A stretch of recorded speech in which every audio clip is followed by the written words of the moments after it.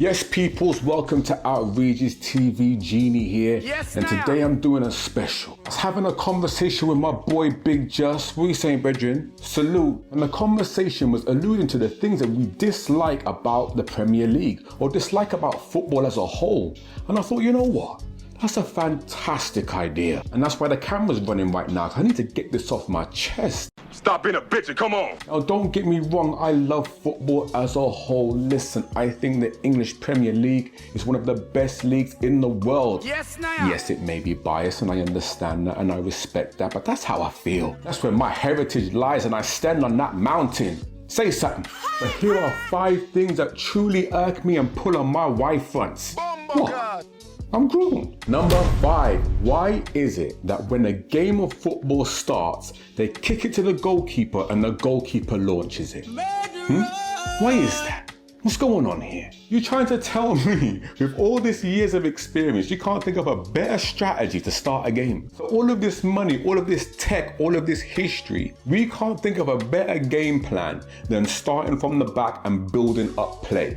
Not only are the players cold, they're trying to feel out the game. Why not just pass the ball about? Why not get a feel for the ball? Why not gain some rhythm? Why not pop the ball around and gain a little confidence? Like, why are we launching this? The goalkeeper can sit his ass down. He's still trying to put on his gloves. So let's say you do launch it up, right? So now you've launched it up. Now you're forcing cold players to jump for the ball, attack the ball off the rip, and there is no water, there's not even broken a sweat yet. Take the wheel, Jesus, man, seriously. It's just an ugly start to the game. I know it's really small, but it's just a real pet peeve of mine. I can't help myself. This is my show. I'm gonna tell you how I feel. Number 4, football fashion. Good Lord have mercy. I look, man, I'm from a different era. I'm old, I know, okay?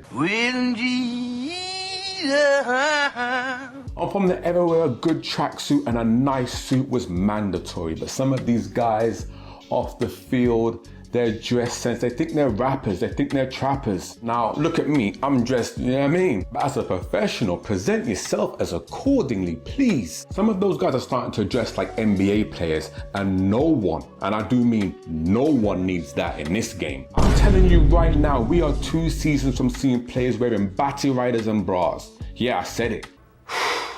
Boy, that escalated quickly.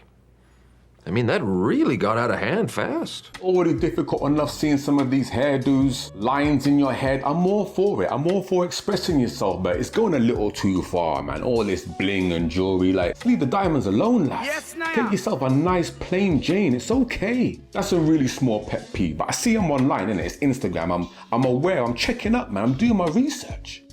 Belly buttons are out and all sorts. It's non-league. Number 3, now this is not really pertain to the actual Premier League, but it's just football in general. Podcasts, football podcasts. And I know you're probably sitting there thinking, well, you're doing the same bloody thing. And you're right, but at least I've got some experience. At least I know how to kick a ball. Yes, at least I've got some pedigree and history in the game. I'm looking at some of these guys, and don't get me wrong, some of them are real stats merchants. They are very good technically. They've done their Google, they have done their research, and I do respect it. But there should be a requirement when buying podcast equipment. There should be a prerequisite or a checklist. Can you ping a 40-yarder? Can you ride a crunching tackle on a Sunday morning? Are you able to play a 1-2 with a midfielder? These are things that I want to know, because some of these guys talk with a lot of chest and a lot of lip. And I can tell by looking at them, they have never kicked a ball in all their days. Just stop it, please. Number 2, the lack of individuality in the game. Now, this is not just pertaining to the Premier League. This is football as a whole. I think footballers were more pure footballers back in the day. Now you have to be an athlete. You just have to be able to run. You have to be big. You have to be fast. You have to be covering X amount of kilometres. There's loads of great players that were absolute ballers, proper talented. Now, if you can just run a bit further than everyone else and you can basically pass it from A to B, you're getting a decent career in the Premier League. You don't even have to be that good anymore. Back in the day, you had to have real skill and attributes to be a top player. You had to be a footballer. Now, don't get me wrong. I understand that football is a business now. There's a lot of money involved. titles, wins, reputation, all of that combination adds to a more rigid game. I get it, trust me, I really do. I just miss the era of individuality, the way the player ran, the way they treated the game on and off the field, having personality. Some of these players, honestly, I don't want to hear their interviews. They've got the personality of a plank of wood. Come on, man, damn. The personality is a lot like the way they play, robotic. The game just doesn't have flair anymore. Now, I'm not saying there isn't flair. I'm not saying there isn't ballers, but it's kind of flash in the pan. What happened to nutmegs? Yes, what happened to elasticos? What happened to flicking it over a player's head and dunning a man's dance and breaking him down? And again, I understand it. There was a time and a place for everything, but it used to be more entertaining. The sauce, the magic has kind of been muted down a little bit, and I would love to see it come back. Will it ever? No, it won't. It's just not part and parcel of the game anymore. More things take priority than flair, individualism, and entertainment. And it's just part and parcel. It is what it is. We've just got to move on. But it's just something that bugs me and irks me. It's just very robotic now. It's like, you know what someone's going to do before they even get the ball. Wingers ain't winging. Defenders ain't ugly and nasty. There ain't no more broken bones and aggies and rivalries. What happened to one-on-one rivalries when it was really bitter, where you were scared when the player received the ball, you knew he was gonna get hurt? Maybe I'm just old and a dinosaur from a different era, but I can't help myself. That's what I was brought up with, and I just miss it, you know? And coming in at number one, reigning supreme, it has to be passing it back to the goalkeeper and passing it across the box. What's going on here? What's going on?